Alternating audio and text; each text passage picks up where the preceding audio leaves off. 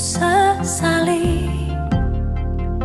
mengiring Yesus sepanjang hidupku, lewati lembah air mata, ku saksikan kemuliaan-Mu dinyatakan.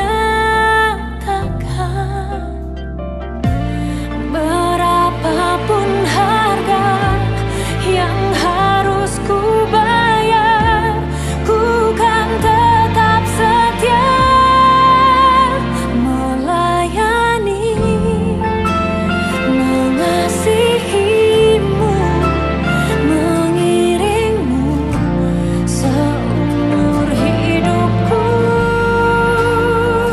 Janji-Mu kan tetap ku pegang teguh sampai ku dapat mahkota kehidupan. Salam sejahtera untuk kita semua. Happy Incredible Sunday. Saudara-saudara, jemaat Tuhan yang saya kasih, dimanapun kita berada saat ini, sebelum kita dengarkan firman Tuhan, pastinya saudara sudah memuji menyembah Tuhan terlebih dahulu. Mari sama-sama kita mulaikan dengan doa sebelum kita belajar dan dengarkan firman Tuhan. Saya akan pimpin. Bapa kami dalam surga, terima kasih buat kebaikan Tuhan. Hari ini kembali kami boleh belajar dan mendengar firman Tuhan. Karena itu Tuhan, tolonglah hamba-Mu, tolonglah kami semua, sehingga firman Tuhan ini boleh tertanam, berakar, bertumbuh, berbuah dalam kehidupan kami. Dalam nama Tuhan Yesus kami berdoa. Amin. Puji Tuhan, saudara-saudara yang saya kasih dalam Tuhan. Hari ini kita akan belajar sebuah tema di dalam kitab Daniel, ya.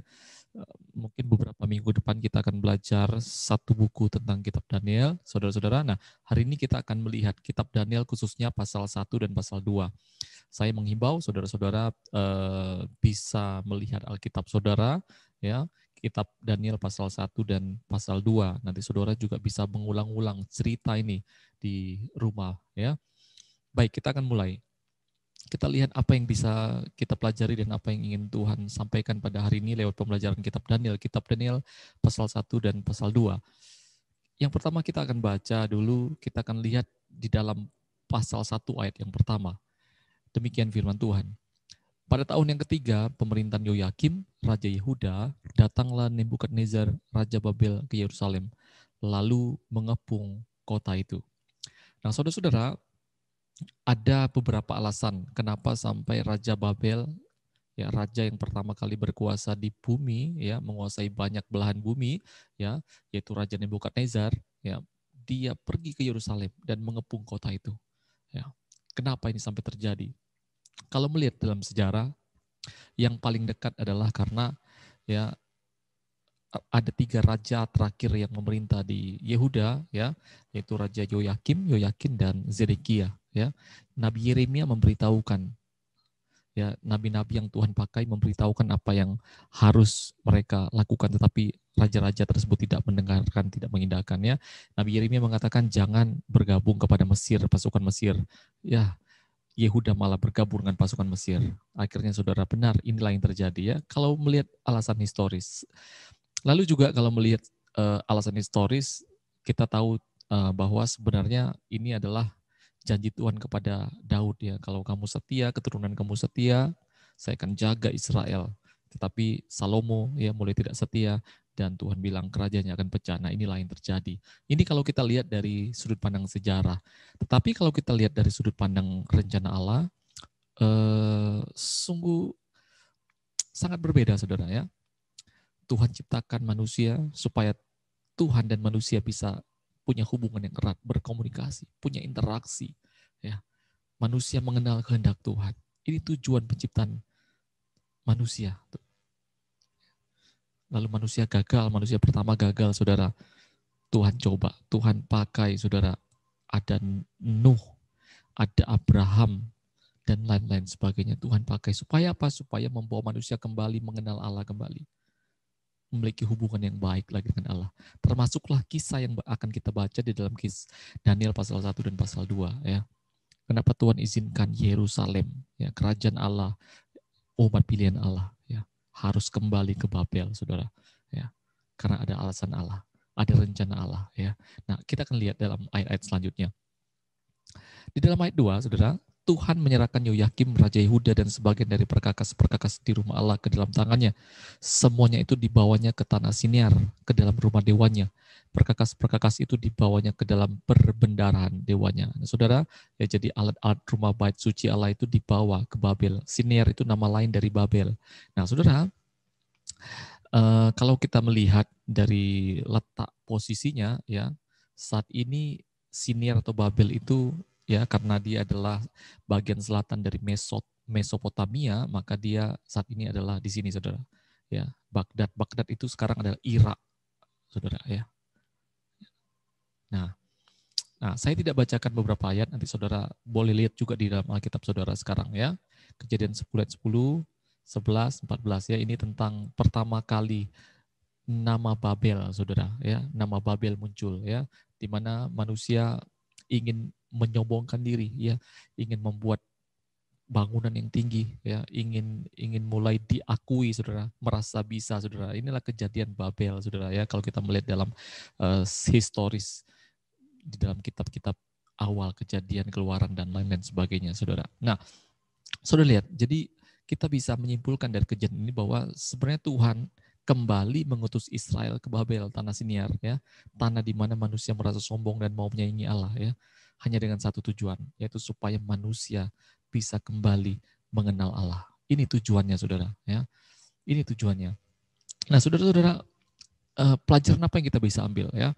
Mungkin hari ini kita berkata kadang-kadang sesuatu yang terjadi dalam hidup kita mungkin sekarang dibawa lagi ke tanah pembuangan, ke Babel, atau masalah-masalah hidup kita. Kadang-kadang kita bilang itu kan bukan salah saya, Tuhan, salah nenek moyang kami, mungkin salah kawan saya, salah bos saya, salah orang tua saya, dan lain sebagainya. Tetapi saudara, pelajaran yang kita bisa ambil dalam keadaan suka ataupun duka yang kita akan lewati, ada rencana Tuhan di situ yang perlu kita pahami, ya. Ini pelajaran yang perlu kita ambil dari pembelajaran kitab Daniel, khususnya pasal 1 dan pasal 2. Pasal 1 ayat 1 dan 2. Nah, saudara-saudara, karena itu sebenarnya kitab Daniel sedang menunjukkan cara Allah kembali memperkenalkan dirinya lagi kepada manusia yang sombong itu, yang jauh daripada Allah, yang tidak mau lagi mengenal Allah, yang coba pakai cara-caranya sendiri, ya. Allah coba lagi memperkenalkan dirinya lagi, ya. Karena itu dalam hal ini dia memakai orang-orang yang sesuai dengan kriterianya, ya. Jadi kitab Daniel sebenarnya kalau kita telusuri bukan tentang Danielnya, tetapi tentang rencana besarnya Allah, ya, untuk membawa orang kembali kepada Tuhan, ya. Nah, dalam hal ini Tuhan memakai orang-orang yang Tuhan pilih.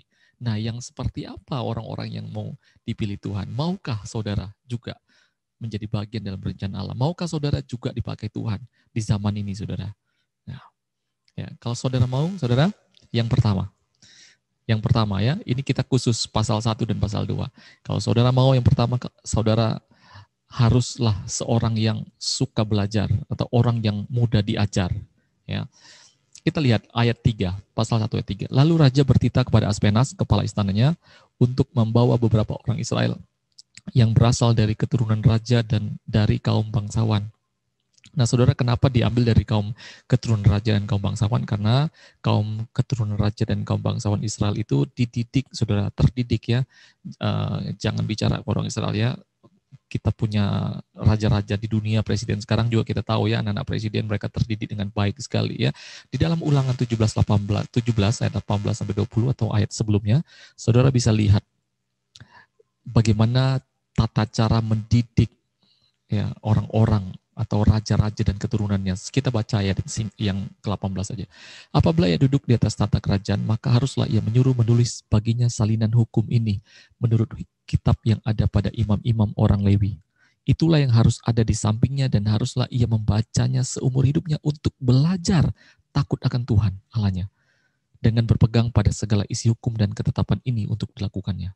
Supaya jangan ia tinggi hati terhadap saudara-saudaranya, supaya jangan ia menyimpang dari perintah itu ke kanan atau ke kiri, agar lama ia memerintah, ia dan anak-anaknya di tengah-tengah orang Israel. Jadi salah satu, ya, ada beberapa hal yang perlu diperhatikan untuk warga kerajaan, tetapi salah satu yang penting adalah cara belajarnya, ya. Belajarnya adalah tentang hukum-hukum Tuhan, ya, belajar yang takut akan Tuhan. Ini yang harus dididik, saudara. Nah, Ayat yang keempat, saudara lihat. Selain perlu orang yang terdidik, saudara, ayat 4 ya, yakni orang-orang muda, ya, juga dibutuhkan orang-orang muda, saudara. Orang-orang muda, saudara. Ya, Amsal 22 ayat 6 berkata, didiklah orang muda menurut jalan yang patut baginya, maka pada masa tuanya pun ia tidak akan menyimpang daripada jalan itu. Kenapa, saudara, orang muda itu lebih gampang dididik? Ya, saya kasih contoh di Perkids, saudara. Di Perkids hari ini ya, kita punya program 1 tahun ini ya, sekitar mereka bisa hafal ayat itu sekitar 8-10 ayat dalam 1 tahun, saudara. Ya, dengan tema-tema khusus, ya, dengan perancangan-perancangan yang sudah kita buat. Saudara, mereka saat ini, saudara tahu, mereka bisa buat ucapan syukur, ya. Mereka bisa bawa perjamuan kasih, tentunya dibantu orang tua, saudara ya. Mereka memberikan persembahan, bukan cuma persembahan, persepuluhan anak kecil, saudara. Kami didik seperti itu di Ber. Ya. Saudara kalau lihat di dalam kisah bangsa Israel masuk tanah Kanaan, saudara lihat dalam Bilangan 14:28-30 ya. Orang-orang tua tidak ada yang masuk Kanaan, saudara. Hanya di bawah umur 20 yang masuk. Kenapa? Karena susah dididik. Ini juga dicari oleh Nebukadnezar, saudara, Raja Babel. Orang-orang yang muda. Kenapa orang-orang muda ya? Gampang dididik, diajar, saudara. Lalu orang-orang muda yang seperti apa, saudara? Lihat kategorinya, ayat 4 dan 5, saudara lihat ayat di Alkitab, saudara ya. 1 tadi keturunan raja bangsawan ya, lalu tidak bercelah. Tidak bercelah ini bicara tentang sikap atau karakter, saudara. Penampilan baik, good looking ya, berpengetahuan, wawasannya, hikmat dan keilmuan, saudara. Kenapa? Karena di ayat 45 saudara akan baca bahwa supaya itu gampang diajar ya, gampang diajar tulisan-tulisan bahasa Kasdim, bahasa-bahasa dari kerajaan Babilonia, saudara ya. Kalau orang pintar kan gampang diajar begitu, saudara. Ya, nah saudara sekarang coba kita lihat juga di zaman sekarang. Ya sekarang segala sesuatu itu harus disertifikasi, saudara ya.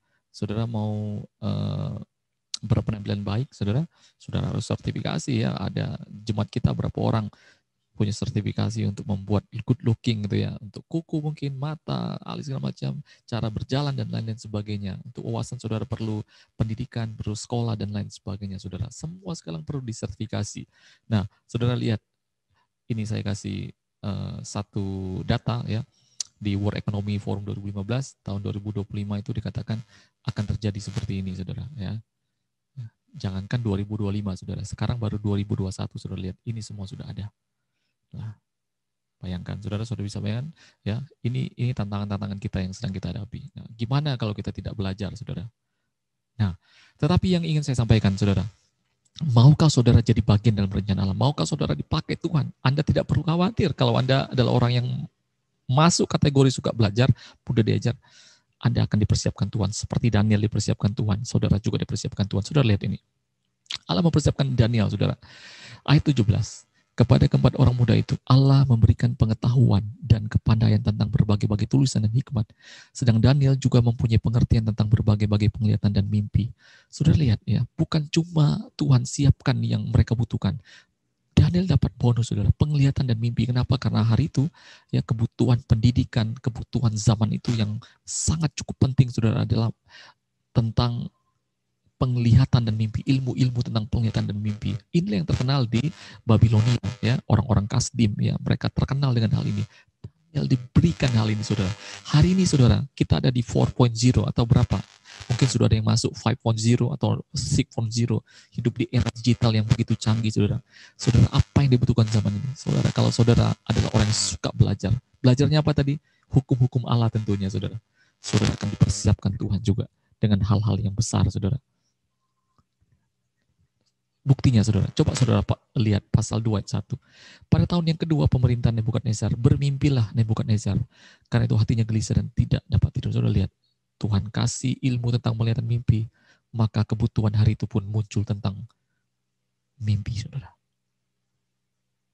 Dengarkan baik-baik ini, saudara. Ya. Tuhan begitu detail mempersiapkan. Asalkan saudara mau belajar tentang takut. Saudara, bukan cuma itu, kita cepat saja ya. Daniel, saudara, dalam ayat 21, pasal 121, Daniel ada di sana sampai tahun pertama pemerintahan Kores. Saudara, Babilonia, setelah Babilonia, negara Media Persia, saudara.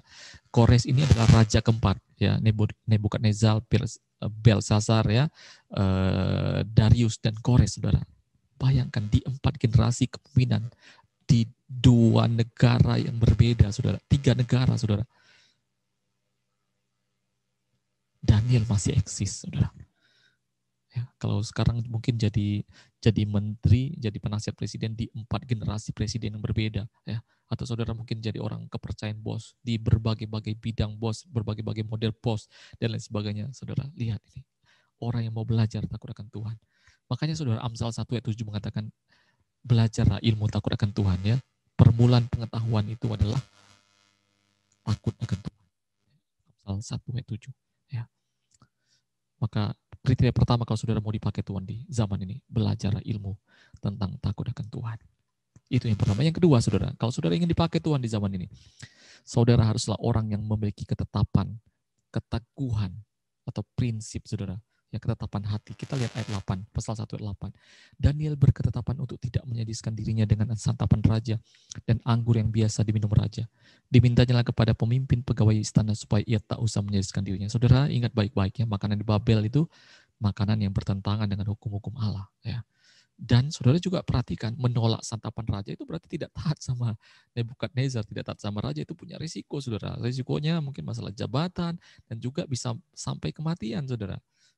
Ya, bahkan Aspenas, ya, pengawas Daniel juga berbahaya kalau bisa tidak memberikan hal ini kepada Daniel, saudara. Ya. Ataupun mungkin kan tidak ada yang melihat, Daniel boleh-boleh aja dong. Ya, Daniel siapa yang lihat? Israel jauh, ini mereka di perantauan kok nggak ada yang lihat. Ya. Nah, tetapi saudara, perhatikan baik-baik. Dengan melihat hal-hal ini, alasan-alasan ini, kita tahu bahwa Daniel dan kawan-kawannya adalah orang-orang yang sangat takut dan mengasihi Tuhan. Ya. Ciri-cirinya apa?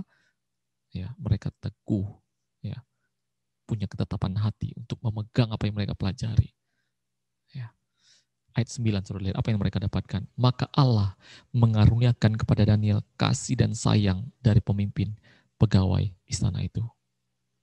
Jadi saudara, kalau ingin dapat bonus, dapat disayangi orang, dapat hati dari pimpinan, dapat hati dari siapa saja yang saudara ingin cari, saudara jangan mulai coba menyenangkan hati manusia, tapi cobalah menyenangkan hati Tuhan. Ya, dengan punya prinsip, saudara. Saudara, ya banyak sekali kita harus punya prinsip beribadah, pergaulan, ya, prinsip kebenaran, dan banyak sekali, saudara. Apakah saudara mungkin kenal orang yang ingin disenangi semua manusia dan disenangi semua orang? Punyakah teman seperti itu? Saya juga punya, ada orang yang saya kenal orang seperti itu. Saudara mungkin juga punya, saudara. Saudara bayangkan saja, saudara ingin senangkan Tuhan, tapi juga tidak mau tinggalkan iblis, gitu kira-kira. Ya, makanya Lukas 16:13 bilang tidak bisa orang punya 2 hati atau 2 tuan. Pilih salah satu, saudara. Ya, punya prinsip, pegang, punya ketetapan hati. Yang ketiga, kalau saudara mau dipakai Tuhan, maka saudara haruslah orang yang memiliki hubungan yang erat dengan Tuhan. Ya, kita lihat ayat pasal 2, ayat 17-18. Kemudian pulanglah Daniel dan memberitahukan hal itu kepada Hananya, Misael dan Azaria, teman-temannya, dengan maksud supaya mereka memohon kasih sayang pada Allah semesta langit mengenai rahasia itu, supaya Daniel dan teman-temannya jangan dilenyapkan bersama-sama orang yang bijaksana yang lain di Babel. Saudara, ya,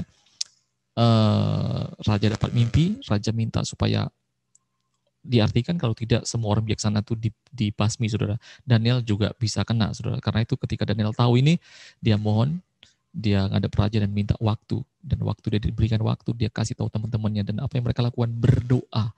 Dalam terjemahannya, dia bertanya, mencari Tuhan. Dalam terjemahan terjemahan lama dikatakan berdoa. Ya, kita tahu Daniel adalah orang yang erat dengan Tuhan, memiliki hubungan yang erat dengan Tuhan. Saudara, di dalam pasal 6 ayat 11, ya, Daniel itu doanya 1 hari 3 kali seperti biasa yang dilakukannya. Ya, dia punya hubungan yang erat dengan Tuhan. Ya, dan apa yang terjadi, saudara lihat pasal 2 ayat 19. Pada malam itu juga Allah memberitahukan rahasia itu kepada Daniel dalam suatu penglihatan. Maka Daniel memuji Allah di surga. Saudara, ini bukan main-main, saudara. Saudara kalau baca pasal 2 ayat 45, raja bukan cuma minta mengartikan mimpi, tapi saudara lihat nih, mereka menjawab dalam bahasa Aram, hiduplah Tuanku, selama-lamanya ceritakan mimpi itu kepada kami, maka kami akan menerangkan artinya. Raja menjawab, aku sudah mengambil keputusan ini, kamu harus memberitahukan mimpi itu kepadaku. Begitu pula artinya. Jadi yang raja minta, tolong kamu kasih tahu apa yang aku mimpi dan artinya, bukan cuma artinya, saudara. Kenapa kalau kita baca di ayat selanjutnya, raja takut mereka berbohong, saudara. Ya, Jadi raja minta kasih tahu mimpinya apa dan artinya apa. Ini bukan perkara yang mudah, saudara. Daniel diberitahukan ini, saudara. Ya, karena apa, saudara? Karena memiliki hubungan yang erat dengan Tuhan. Ya, ini arti mimpinya, saudara. Ya, saya dalam kesempatan ini tidak cerita banyak tentang ini, saudara. Kita lanjut. Saudara mungkin pernah mengalami masa-masa sukar dalam hidupmu ya, terjebak dalam sebuah jalan buntu, mungkin difitnah, diberi tanggung jawab yang sangat sukar ya, ada target yang begitu besar. Saudara dengarkan baik-baik, Mazmur 25:14 mengatakan, Tuhan bergaul karib dengan orang yang takut akan Dia, dan perjanjiannya diberitahukannya kepada mereka. Ya, kalau engkau punya hubungan erat dengan Tuhan, bergaul karib dengan Tuhan, Tuhan memberitahukannya kepadamu, saudara, apa yang harus engkau ambil. Ya, keputusan-keputusan tentang masa depan yang harus engkau ambil. Ya, Tuhan menunjukkan. Saudara, yang keempat, kalau saudara mau dipakai Tuhan, saudara haruslah orang yang rendah hati dan selalu meninggikan Tuhan. Saudara lihat, ya, pasal 2 ayat 26 sampai 30 ya. Bertanyalah raja kepada Daniel yang namanya Belsasar, sanggupkah engkau memberitahukan kepada mimpi yang telah kulihat itu dengan maknanya juga? Daniel menjawab katanya kepada raja, rahasia yang ditanyakan Tuanku raja tidaklah dapat diberitahukan kepada raja oleh orang bijaksana, ahli jampi, orang berilmu atau ahli nujum. Tetapi di sorga ada Allah yang menyingkapkan rahasia-rahasia. Saudara lihat ya, Daniel mengatakan siapa? Di sorga ada Allah, saudara. Ya. Daniel tidak menyombongkan dirinya meskipun dia sudah dikasih tahu, saudara. Ya, ayat 30, saudara. Adapun kepadaku telah disingkapkan rahasia itu, bukan karena hikmat yang mungkin ada pada aku melebihi hikmat semua orang hidup. Lihat, saudara. Punya sikap rendah hati. Ya. Dan kembali meninggikan Allah yang sudah memberikan itu, saudara. Ya. Jadi, ciri-ciri orang yang rendah hati itu, dia dalam segala keberhasilannya, dia sadar itu semua berasal dari Tuhan. Dia tidak lupa diri. Dan dia kembalikan segala pujian dan hormat hanya bagi Tuhan, saudara. Ini ciri orang yang rendah hati. Dan selanjutnya, saudara, yang kelima, yang terakhir, kalau saudara mau dipakai Tuhan di zaman ini, saudara haruslah orang yang peduli kepada sesama, tidak egois, saudara. Kita lihat pasal 2 ayat 24. Ya. Sebab itu pergilah Daniel kepada Aryok yang telah ditugaskan raja untuk menyiapkan orang-orang bijaksana di Babel. Maka pergilah serta berkata kepadanya demikian, orang-orang bijaksana di Babel itu jangan kau lenyapkan. Bawalah aku menghadap raja, maka aku akan memberitahukan kepada raja makna itu. Saudara lihat ya, Daniel kalau mau egois, saudara, ya, lagi mereka juga musuh kok. Ya, orang-orang bijaksana kan bersaing dalam ilmu kebijaksanaan, ya, atau juga tidak seiman. Ngapain dipedulikan, saudara? Tidak, saudara. Dia bilang sama pengawas raja, jangan binasakan dulu, izinkan aku ketemu dengan raja dulu, saudara. Ini ya sikap Daniel, saudara. Ya. Contohilah juga tokoh-tokoh Alkitab, saudara. Abraham ya mengasihi orang Sodom dan Gomora. Nuh, saudara, yang mengasihi orang sezamannya. Rasul Yesus, saudara. Ya, mereka adalah orang yang peduli keselamatan banyak orang. Ya. Maka saudara, kalau saudara punya 5 ciri ini, saudara, ya, saudara orang yang mau belajar mudah diajar, saudara, tentang takut akan Tuhan, memiliki ketetapan hati untuk mengikut aturan Tuhan. Saudara mau bergaul karib, memiliki hubungan erat dengan Tuhan, memiliki sikap yang rendah hati, selalu meninggikan Tuhan dalam segala sesuatu keberhasilan saudara. Anda tidak egois, peduli kepada orang lain, terutama tentang keselamatan mereka. Saudara, orang-orang yang akan dipakai Tuhan di zaman ini. Haleluya. Saya tidak banyak firman Tuhan. Saudara, tantangan masa ini dan masa-masa yang datang sangat-sangat besar. Saudara, kita hidup di era 4.0. Ya, negara lain sudah 5 dan 6 maybe. Ya. So, saudara, ya, ini bukan tentang kita, tetapi tentang Tuhan. Kalau Tuhan ingin memakai saudara, maka saudara milikilah kriteria-kriteria ini, supaya saudara dan saya yang dipakai Tuhan di zaman ini. Mari kita berdoa. Terima kasih Tuhan buat kebaikan Tuhan. Seperti Tuhan memakai Daniel, memilih Daniel, Tuhan. Kiranya kami juga dapat kasih karunia di mata Tuhan di zaman ini. Kami boleh juga Tuhan dipakai Tuhan, menjadi alat Tuhan dalam rencana-rencana Tuhan. Ampuni dosa kami, berikan kami kerendahan hati Tuhan. Berikan kami pikiran, ketetapan hati Tuhan. Mau belajar tentang takut akan Tuhan. Peduli kepada sesama Tuhan. Terima kasih Tuhan. Terima kasih buat firman. Di dalam nama Tuhan Yesus kami berdoa. Haleluya. Amin. Tak akan pernah ku sesali